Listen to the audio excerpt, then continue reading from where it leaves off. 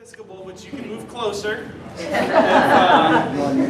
guess the other trick for me would be just to talk quieter and quieter until you all move closer, and then you'll be able to hear me. That would be another option. Well, Suzanne had asked me if I would lead a session of Ask Ted. Initially, she'd asked because we distributed a number of copies of the book, The Sabbath by Abraham Heschel. Many of you have had the opportunity to read this during Advent. I know some who finished have already handed it on to others. If you haven't, you can bring it in and we can redistribute that way as well. I heard lots of positive and encouraging feedback. And so she asked if I would do a session on Sabbath, and I felt it went a little bit against the grain with what we were doing with Ask Ted, because Ask Ted, or these sessions that we've offered for adult formation these last years, have always been something people could just drop into. And I thought doing a session on a book that only some of us have read was counterintuitive. So I suggested to her instead that I would make a presentation on ancient practices, Sabbath being one of them. And so I made some handouts with the slides that I'll show. So if you can't see, I guess you'll be able to follow along there as well. The work is based at least lightly off of the Finding Our Way Again book that Brian McLaren wrote as part of a series of books. There's 7 books in total, or 8 books in total, because this introduces the series. And then there's a book on each practice. So initially, when I went to find a book on Sabbath, I was going to use the book that they had written on Sabbath, but then in reading reviews, this one just stood out to me even more so, and I think ultimately it's a better read on the practice of Sabbath. However, I think that this is an engaging discipline. These are 7 practices that I have spent time studying and trying to cultivate my own practice, and so I thought it might be helpful to share a little bit about that. But the slides are broken down based on the notion that there are 7 practices common to all 3 of the Abrahamic faiths. So before I go too much further, a note on language. Faith indicates a particular way of living in relationship to God. So there are many faiths. Islam, Judaism, Christianity all have Abraham as a central figure. Other major world faiths, Hinduism, Buddhism, Jainism, these are faiths. And then within each faith, there are different ways of practicing the faith. So in the case, if we're all Christians, we don't say, which faith are you? We say, which denomination, or which type of Christian, what type of Christian are you? Some would label things like born again, or Catholic, or Protestant. Many of us are Episcopalian. The best kind of Christian. So, note on languages. So the first practice that we'll discuss is fixed hour prayer. Now, this is prayer that's offered at a designated hour, daily, or fixed on a schedule. It may differ for Sunday or other holy days that are set aside for worship. But fixed hour prayer is the discipline of prayer. It references less so what we would call corporate worship, or the worship that we come together to offer in a holy space. It's more about stopping what we're doing and praying. Now, I remember when this series came out, my dad and I were both reading the book, and we were both having conversations about it, and he was telling me, he said, I'm using my daily walk with the dogs as my fixed hour prayer. Because every day I walk the dogs. Sometimes it's in the morning, sometimes it's in the afternoon, but that's when I use my fixed hour prayer. And I said, Dad, you're doing it wrong. And he said, what do you mean? And I think it was just fun for me to kind of razz him a little bit. But I said, I think that yes, you should be using that hour or whatever when you're walking the dog to pray, but I think that prayer should also interrupt whatever else you're doing.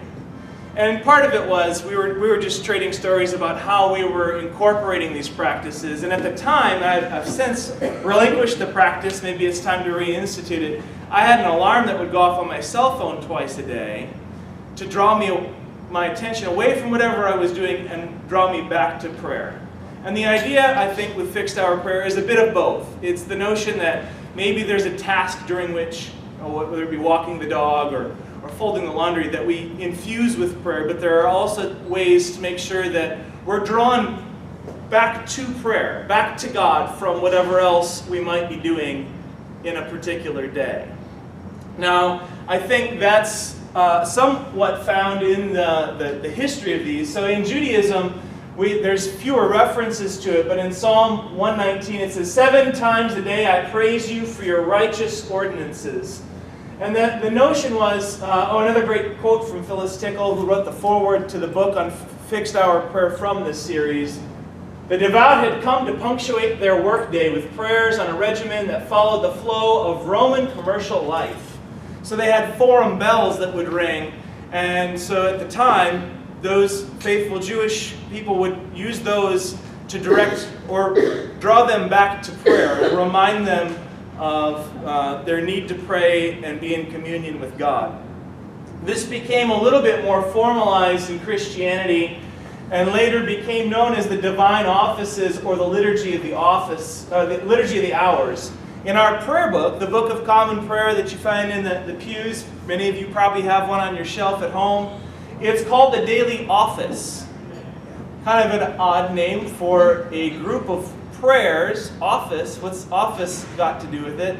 But there is some notion that fixed hour prayer is the work that we are about as people. That sometimes prayer is work, or committing ourselves to a discipline of prayer is work. It's a commitment.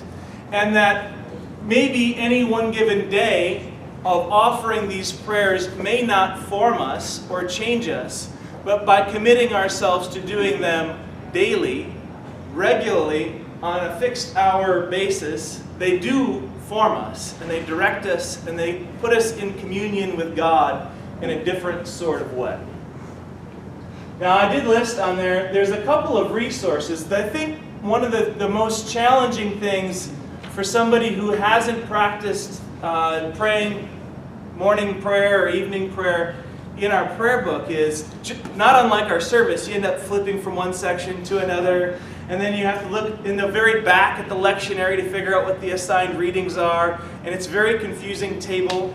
Well, fortunately, the internet has made all of this a lot easier for us because the blog that's included here takes the morning and evening prayer for every day, and they put it all in order in a blog. So if you go to the blog, now some find it challenging to pray at their computer. This may seem odd. I find it a lot easier if I pray it off of my iPad than off of my computer. I can go away from the desk and sit in a chair. I can go to the front porch and read it. I mean, for whatever reason, I read books off my iPad, so I'm sure there's some sense of that. And it removes the distraction of having to figure out what's what, and simply allows me to focus on the prayer set before me, scrolling one to the next. So I find that quite helpful. The other resource, it's not of our church, but they kind of play off of our language. Common Prayer, a liturgy for ordinary radicals. I have a few copies of that available to flip through if you're interested. It also outlines kind of, for January 3rd, these are your prayers. It's a shorter form. You still have to go to your Bible to look up the scripture readings, but it makes it a little bit easier to read through and have a daily practice of prayer. So, and then again, a reminder of kind of this notion that I put to it, fixed hour prayer. The rhythm of our prayer should both frame our days, set hours, as well as disrupt it. If we might be busy with a task when we're reminded of prayer, the need to pray. So in Islam, the word they use is salah, and we probably, many of us maybe have traveled places where Islam is prevalent, and you'll even hear the call to prayer. If not, you've probably seen a movie where there's someone in the tower calling everybody to prayer. And one of the things that I think is done very well in Islam is they make sure that this active prayer is very deliberate, and it includes both the spiritual component but also a physical component of movement with our prayers. Episcopal Church does well with that in our corporate worship. We make you stand, kneel, sit, stand, kneel, sit, stand, kneel, sit. Liturgical aerobics, if you will. But they incorporate that into their daily prayer as well. Now we'll move to Sabbath. So,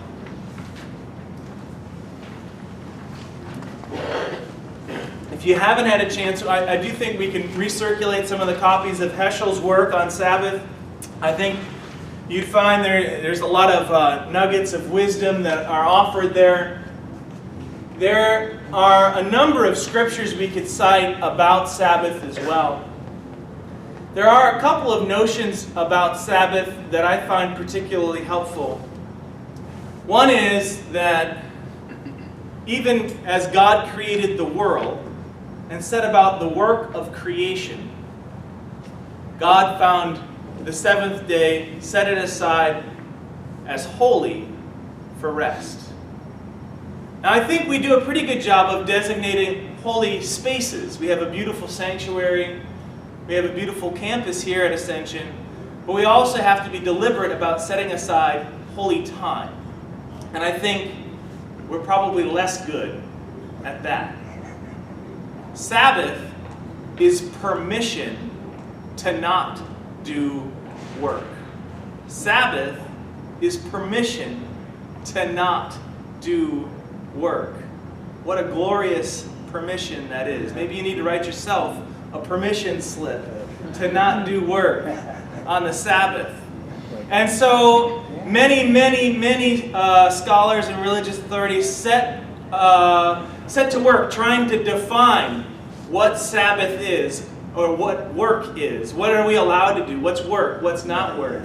And I think we could get lost in a whole debate about what's work and what's not work. But I think it's also a reminder, as we find in the scriptural narrative, the story about Sabbath, the Sabbath wasn't honored or kept when God's people fell into slavery in Egypt. And it's a reminder that we are free. And I'll tell you, if we're not honoring the Sabbath, if we're not keeping the Sabbath, if we're not taking that permission to set aside a day to not do work, then I wonder how free we really are. And what are we free from? I mean, that's our work. And then one other story to play up on the notion that many have set out to define Sabbath. We had this lovely family as a part of our church in Alaska, and he had just changed jobs at one point and was inordinately busy at work and had missed a few Sundays. And one Sunday, his wife came to me with a smile and she said, "Jack told me to tell you that his ox is stuck in a ditch." I don't know what that means, but he assured me that you would. Yeah. And it took me a second. I went, "Oh, okay." There are times where work must prevail. There are times where your ox is stuck in a ditch. Unless you leave it there to be injured or wrecked, you have to tend to the work at hand. However, those are radical exceptions. Hey, my ox, it's stuck in a ditch. So if you ever have to work on a Sunday and you want to let me know, you just say, "My ox is stuck in a ditch." So in Judaism, Shabbat observed from sundown on Friday until the appearance of 3 stars, symbolizing the onset of night in the sky on Saturday night. It's a day to be present with God. No work, defined in countless ways, tends to be legalistic in defining it. And also the reminder that slaves do not have a day off. In Christianity, there's a wider set of definitions. For many, it's still Saturday as a Sabbath, and Sunday is the day of the resurrection. However, I think probably most commonly we consider Sunday a Sabbath day, even when we end up having to work, right? Sabbath is still a biblical command in Christianity, a day set aside for communion with God and with family. In Islam, the Quran follows the same 6-day creation story, including the biblical Sabbath as the 7th day. There are some differences between Allah and Elohim, their notions of God, that direct most Muslims to replace Sabbath rest with Jumu'ah, or a congregational prayer, Salat, held each Friday. meaning some of them observe their Sabbath on Friday.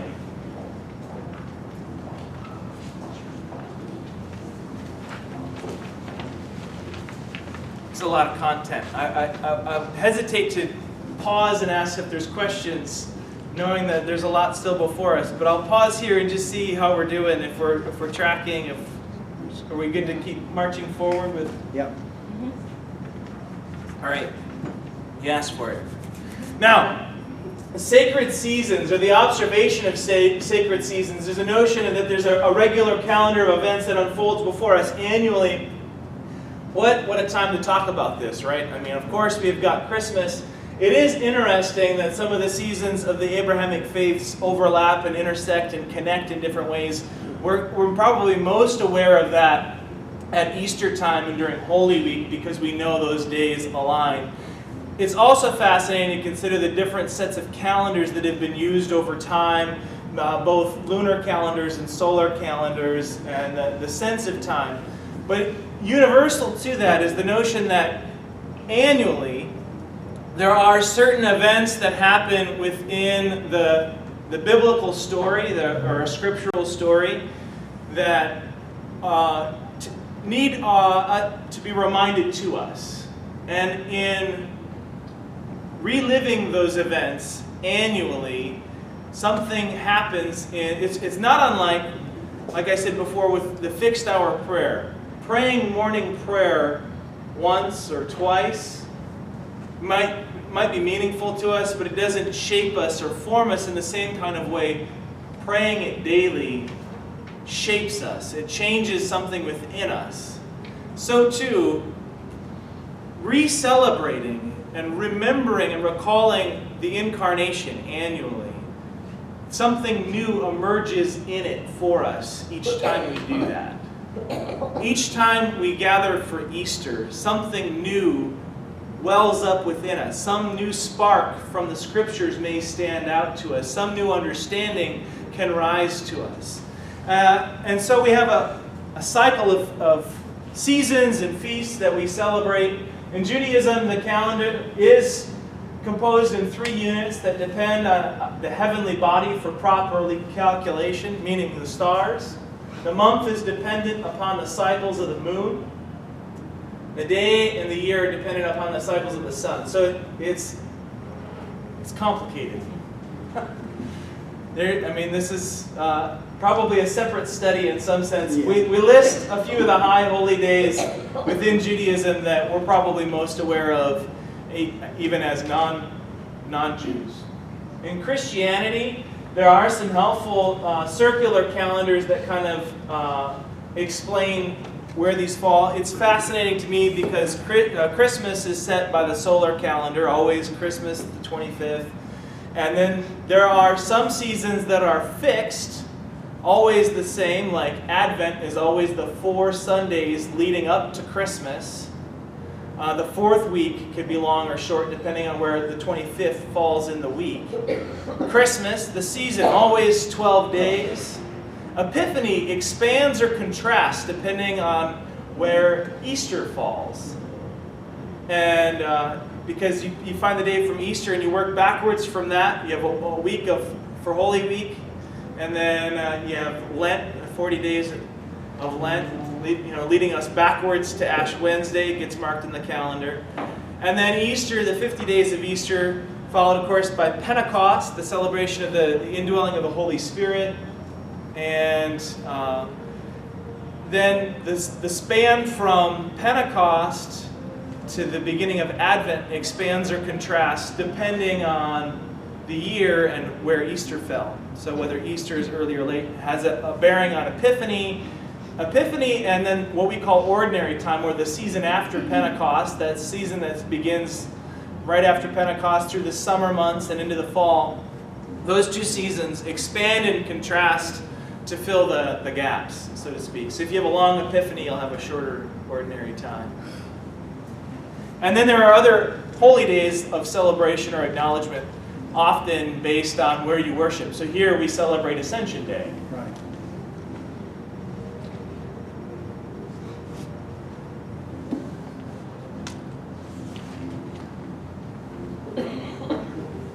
The Islamic calendar is a lunar calendar as well, and it's different than our Gregorian calendar. We mark the year. Even just write 2016 on your checks today, folks. Don't forget. 2015's over. It's going to look like a really, really old check if we try to take it to the bank. So 2016 on your checks today, and that's what 2016 in the year of our Lord.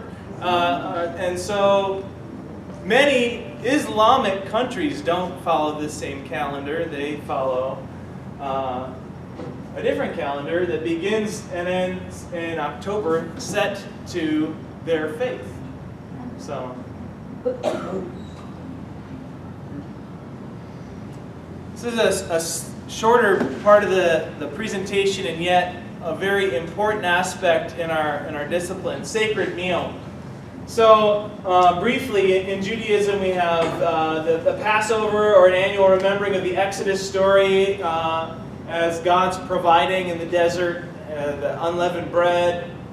In Christianity, particularly in our liturgical churches, Catholic, Episcopal, Lutheran, Methodist, we've come to celebrate this sacred meal each and every week. In part, we say that each Sunday, even those Sundays in Lent, are like a little Easter. They're a reminder to us of the resurrected Lord. They're a reminder to us of the events leading up to it. And we take our nourishment in receiving the body and blood of Christ, who sacrificed himself to be our Savior. So the sacred meal for us, the Eucharistic feast, the celebration of Holy Communion, the Lord's Supper, it takes many names. In the Episcopal Church, it's a sacrament that we connect with real presence, and it's what we say is one of the two great sacraments. Baptism and the sacred meal, or the Holy Eucharist, are the two great sacraments, and put us in communion with God.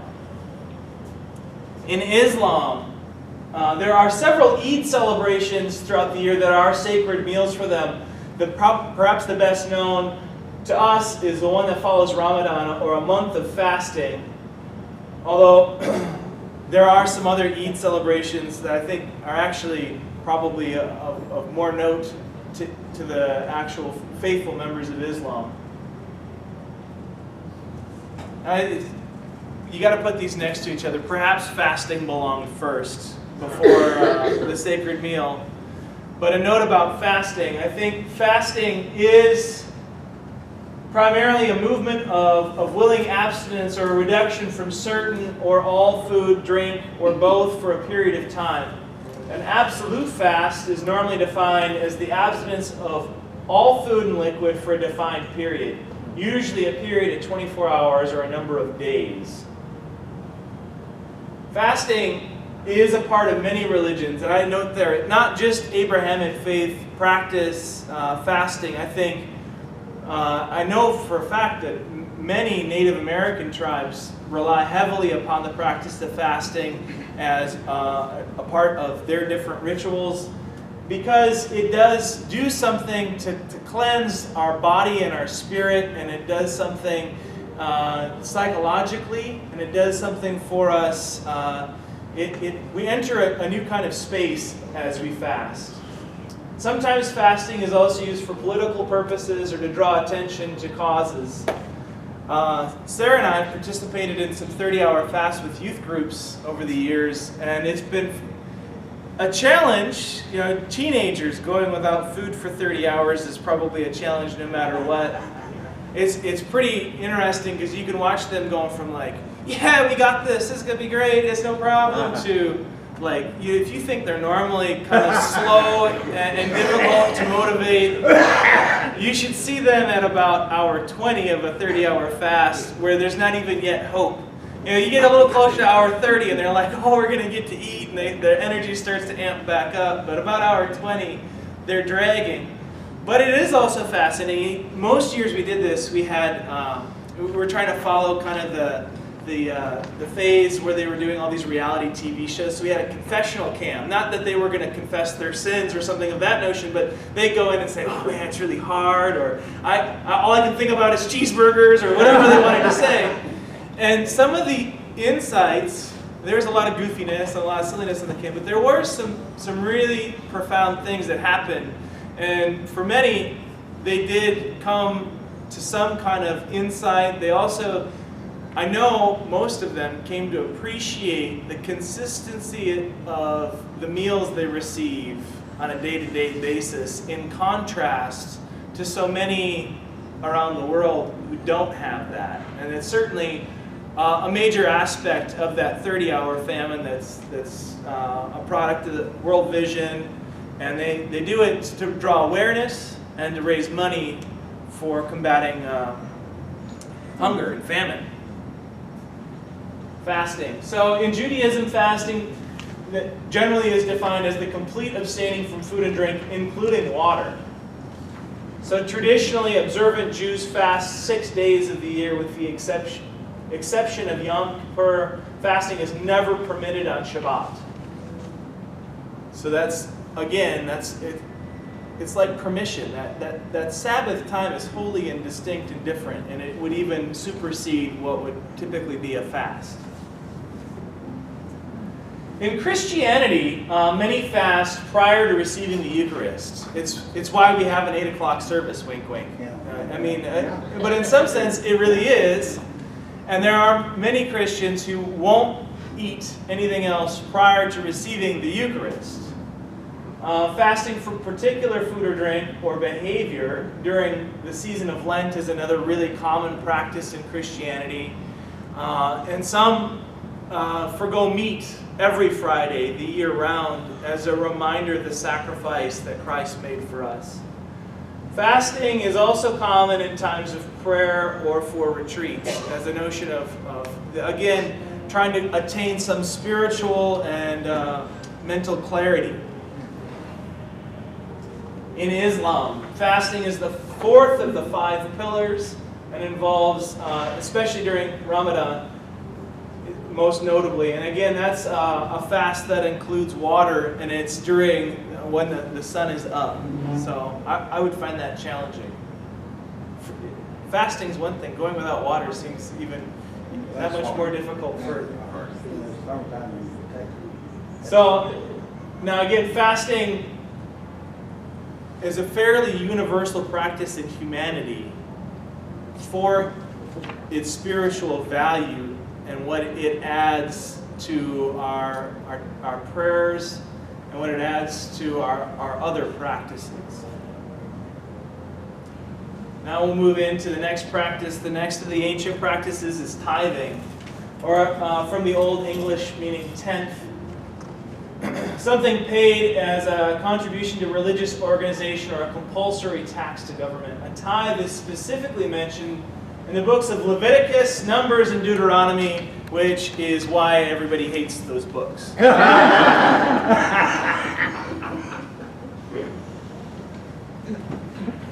I wrong? No.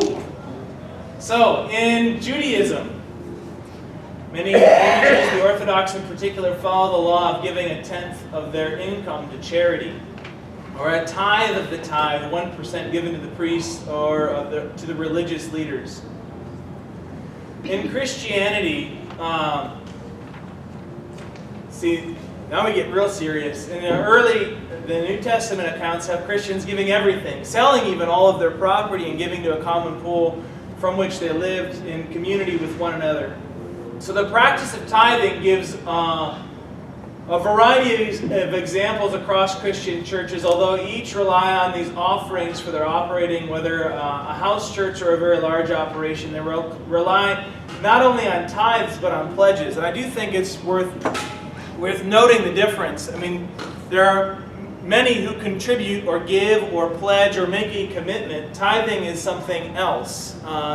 Tithing, the biblical notion of giving a tenth, I mean, it does come, there's a lot of scripture about how farmers would leave the corners of their fields. There's different practices about a portion of wealth and or their income to charity and to the good of the church. The notion of tithe is the notion that we're giving by percentage. And again, I would suggest to you that this is permission. Because just as we read in the Gospels, we'll have the poor with us always. There will always be more need than what we can meet. And we have to have some notion of what is fair or just, or what portion of my income do I give, because there are many, many needs in the world, and where does the line come where we can feel this is permission? You don't have to give half of your income. They want a tenth. Now, still, a tenth, many of us find challenging. I said during stewardship that those who I've met that have committed themselves to the spiritual practice of tithing have, in my conversations, exclusively found this practice rewarding. They have found that it changes their relationship with God, it changes their relationship with money. And I don't know anybody who's begun tithing and decided to stop. And I find that very telling of this practice. So in Islam, tithing or almsgiving is also one of the 5 pillars. It's giving a small percentage of one's assets. So they define the tithe as a little bit differently here to charity. Serving principally as the welfare contribution to the poor and deprived Muslims. Although others may have a rightful share, it's the duty of the Islamic State not just to collect, but to distribute it fairly as well. And here, their definition includes giving from your wealth, your production, or your income, and of your animals. Move to pilgrimage. Pilgrimage is a journey, search of moral or spiritual significance. Typically, it's a journey to a shrine or a destination, a location of importance to a person's belief and faith. Although sometimes it can be a metaphorical journey into someone's own beliefs. So when we talk about pilgrimage, I find it fascinating. Some have, in conversation, some have said, well, they consider their day-to-day walk as a Christian, a pilgrimage of sorts. And while I find that there's merit to that understanding, I struggle just because I think when we have a duality of definitions of a given thing, that challenges us to, every time we talk then of pilgrimage, we kind of have to define, do you mean this kind of pilgrimage or do you mean that kind of pilgrimage? So generally when I'm speaking of pilgrimage, I'm talking about some kind of trip, some kind of journey of spiritual significance. It's different than a vacation, as our youth have done well to remind us that when they're preparing for their pilgrimage, it's not just a vacation. It's not just a trip to see things they want to go see. There's preparation that goes into a pilgrimage trip. There's prayer, there's study, there's some sense of community prior to setting out on a trip. If you're going with a group, you have to have a sense of community. You can't just arrive somewhere and kind of be on pilgrimage with the folks you're with. And it is lived out. So in Judaism, while Solomon's temple stood in Jerusalem, it was the center for Jewish religious life and the site of 3 pilgrimage festivals of Passover, Shabbat, and Sukkot. And all adult men who were able were required to visit and offer sacrifices at the temple. Now, today, the western retaining wall of the Temple Mount, or known as the Wailing Wall, is what remains of the old city of Jerusalem, and it's considered the most sacred and visited site for those Jews who wish to go on a pilgrimage. That tends to be the top destination. In Christianity, pilgrimage was connected to sites of the birth, life, crucifixion, and resurrection of Jesus. So even some have been to Israel. Israel is probably the best known pilgrimage destination for Christians. Sometimes it's just even referred to as the Holy Land. And that's, I mean, again, we talk about practices and things that are important not just to Christians, but to those in Judaism and in Islam. Pilgrimage were also made to Rome and other sites associated with the apostles, saints, and Christian martyrs, as well as to places where they have apparitions of the Virgin Mary. I think it was the last youth pilgrimage that went the way of St. James. And part of that pilgrimage is that people walk to Santiago. So they spend time walking, and there is something to the kind of emptying of something that happens when you walk for several days in a row. You empty your mind in a different kind of way. The shopping lists and the to-do lists start to dissipate, and prayers and other thoughts and contemplations tend to take their place. But it takes some time for us to do that. I mean, we all know this, because if we go and we just sit on the couch and we decide we're going to meditate, what happens, right? we see dirty dishes or laundry, or think of the things we need to get up and go and do. So you can see where spending some time away from all of that, and then spending some time in pursuit or walking on a journey, allows us to begin to forget some of the things that generally occupy our minds, and allow that space to be filled with other things, holy things. In Islam, pilgrimage to Mecca, or the act of pilgrimage being the Hajj, is one of the 5 pillars of Islam, and a mandatory religious duty for Muslims that must be carried out at least once in a lifetime.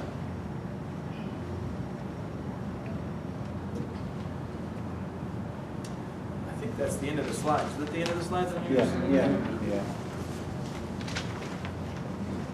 Yeah. We're very attentive, and I've talked a great deal. I'm going to pause again and just say, what questions do we have? 7 ancient practices, a lot of content. This is clearly a quick overview of the practices and how they're kind of woven into each faith, or how each faith lives out these same common practices, each in a slightly different way.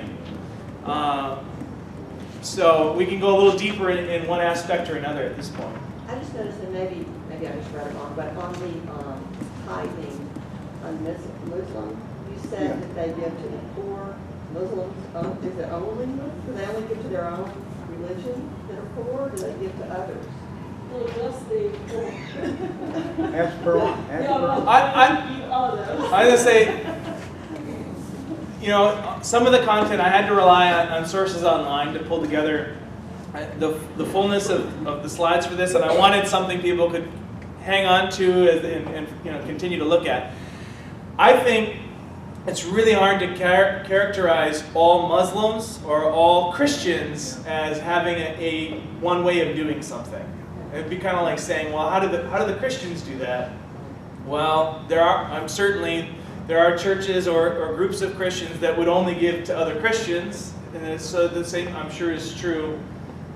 Church by church, person by person, it's got to vary. There is, I think, in that notion of tithing across the faiths, some distinction between how that money is to be used, because I think perhaps some guard that giving more so just for the needs of others, whereas Christian churches, I think, do more universally rely on that tithe or those gifts to operate. And I don't know if that's true, or if I'm being overly generous to the other faiths there or not. Ask for one. Ask for one. They just give the Muslims because they think they are their brother, their faith brother. But in Christianity, it's totally different. They give others. And Samira is working with refugees. I was involved sometimes to help them, and I saw sometimes they don't believe really. I told them, to some of them, I said, it is a Christianity way. We have to help all of you. We don't care you are Muslim or not. But they don't really do the same. They are totally different.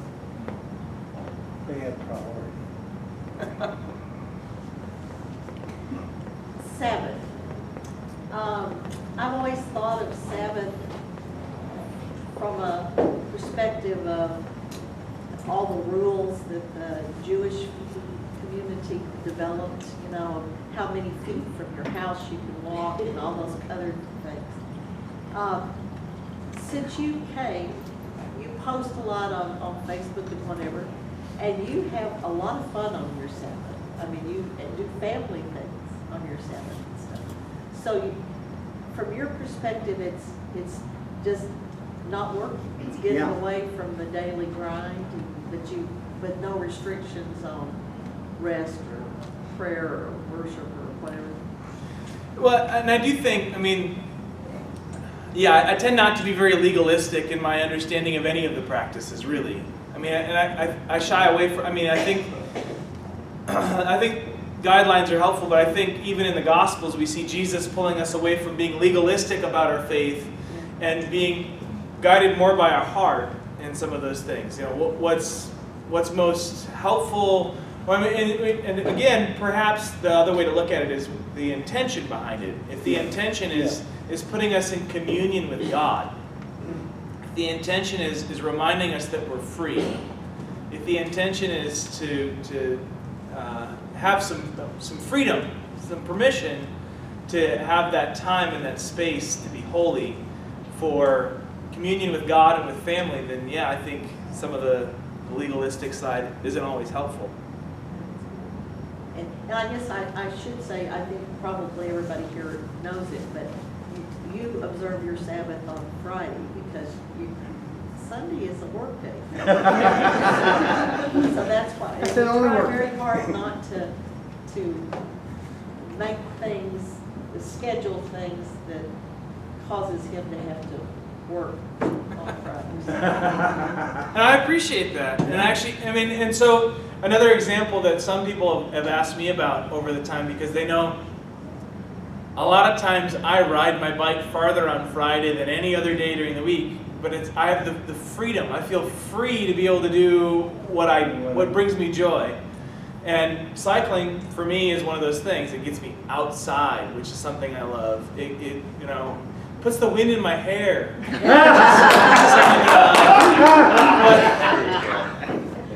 But also for me, cycling it's almost like that mini sense of pilgrimage too. It's when I'm on the bike, I empty my mind of the list of the things. I leave them on the road, and it leaves me in a totally different kind of space. So legalistically, I probably shouldn't put forth that kind of effort on a Sabbath, but it helps me. So, other questions? Or it doesn't have to be questions. It can be observations or sharing how these practices or maybe have helped you. Pete? Well, a long time ago, I made a business trip to Israel. And the guys I was with, where we explained that a lot of, like you go in restaurants, and you had coffee with your meal, that is not in cream. All the guys I was with were Jewish, but only 2 of the 4 are actually practicing. One of them was this little guy with glasses that had been in the Israeli Special Forces protecting who was the general. He was on the invasion across the Sinai in the 7th Day. He was the least, he didn't even know, he was an immigrant from Romania. And he kept asking the questions I didn't ask, because I didn't know enough to ask. And so they would talk about, like, the Orthodox people live in these neighborhoods. And the neighborhoods had automatic generator that came on Saturday or Friday night and went off. And he said, well, why did they do that? And he said, well, they're close. They can't make another Jew work. They didn't care about me. Flipping the switch, you work. Right, and airplanes don't leave Tel Aviv, international flights, after a certain time Thursday night, so that they will land before sundown in Jerusalem on Friday. Right. So it was interesting because not a lot of the, how to say, there's only some percentage, kind of like here. So like, how many Christians in the United States go to church on Sunday? Well, and not as many Jews in Israel are practicing Jews as you might expect, apparently. Yeah. And, some of them don't know about it very much. So it was quite interesting. Pork is the other one. Chick-fil-A is closed on Sunday. Yeah. Doug? Where would some of the opportunity areas be to use this information with people of different faiths? I'm not sure I understand the question. So how can we use this out to in the world? How can we use this information to further the kingdom? Sure. I think probably the answer to that, or I suspect, is using this information to know where we hold things in common. So as we meet people of other faiths, this might help us engage in meaningful conversation. Asking questions about these practices that we know we have in common may help us understand them, might help us understand their faith and what's helped shape them in their faith over the years. So, some of their other practices of their faith might be also interesting to us, but I think this is where we'd find common ground. Does that help? Yeah. I heard somebody say one time that your actions speak so loud, I can't hear a word you're saying. Yeah. And I think, just in kind of thinking about these, as we commit ourselves to it seems to me like we become a witness to their power in our life, whether it's verbal or not. Sure. And those around us, in the workplace or wherever, begin to see that and maybe see a benefit from it.